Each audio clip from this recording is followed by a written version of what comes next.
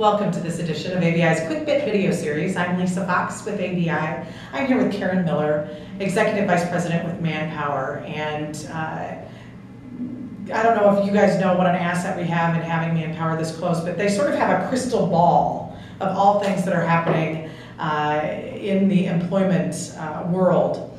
And I just want to start with some statistics about Iowa manufacturing, because I think a lot of people are misinformed when it comes to the Iowa economy. Manufacturing is our highest gross state product. We have more manufacturing jobs than representing 14% of the state's total employee, which is the largest sector. Iowa's factories have added 6,900 jobs since 2010, a gain of 3.4%.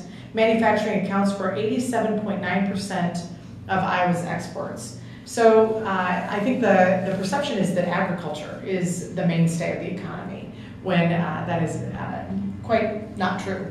So we're going to spend a little bit of time today talking about manufacturing.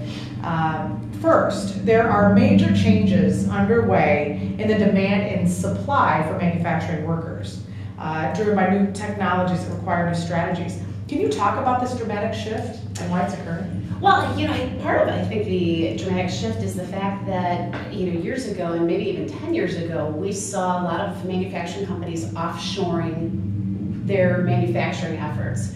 And because of a variety of reasons, they thought cost and convenience. Quality. And then now they're finding that the quality from offshoring is not there. So they're bringing a lot of that manufacturing back here, and we see a lot more onshoring happening in the United States.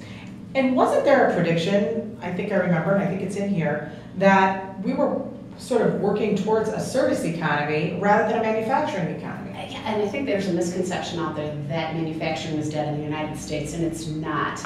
And there was that, it's all about business services, but we're seeing manufacturing coming back in force.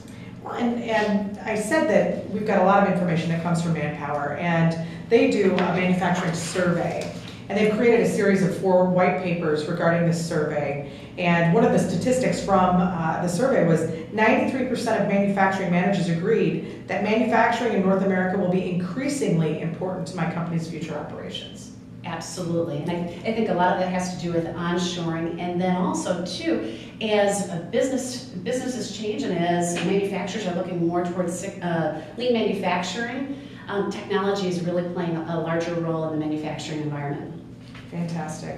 So most of the companies, I read this again in your survey, most companies are not recruiting for manufacturing talent as they would for knowledge workers. Can you first explain the difference between a knowledge worker and a manufacturing, and then why do you think it is that they treat those two differently? Well, in very simple terms, the manufacturing worker of old was called the blue-collar worker. The knowledge worker was called the white-collar worker. Okay. And what we're finding right now is because manufacturing is becoming more complex with the use of technology, we need a third category called knowledge workers. So it's that individual who has, is working with their hands, has the hard skill set needed to work in a manufacturing environment, but really needs to have the intellectual skill set in order to operate all of the technology that's required to run today's So it's machine. Like a technology worker. Absolutely. It's somewhere in between. So lastly, I want to get to this really quickly before we end.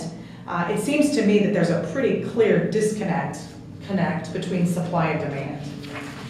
What are you guys doing to create that conduit?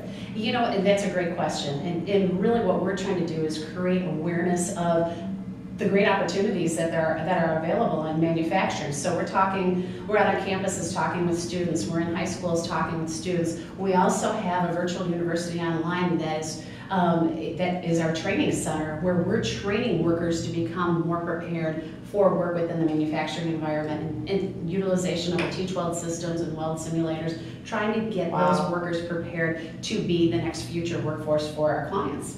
And I would be remiss if I didn't mention ElevateIowa.com. There is a partnership between the community colleges, ABI, and manufacturers all across the state to create a hub for manufacturing jobs that connects them with people that are looking for jobs.